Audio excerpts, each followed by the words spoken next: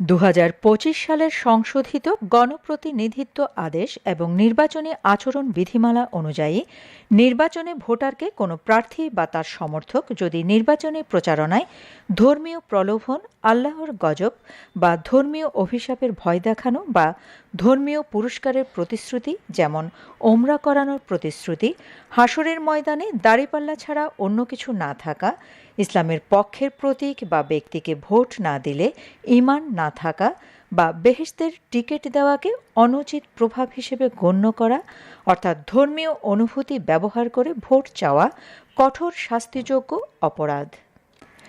দণ্ডবিধির ১৭১ ধারা অনুযায়ী এর জন্য ১ বছর পর্যন্ত কারাদণ্ড অথবা সর্বোচ্চ ১,৫০,০০০ টাকা জরিমানা অথবা উভয় দণ্ডে দণ্ডিত হতে পারেন।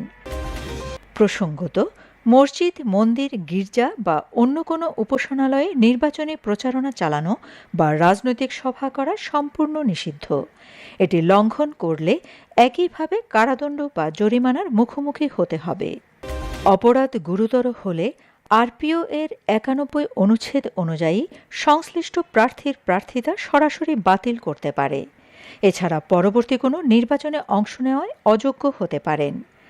নির্বাচনী অনুসন্ধান কমিটির প্রতিবেদনের ভিত্তিতে কমিশন এই ব্যবস্থা নিতে পারে।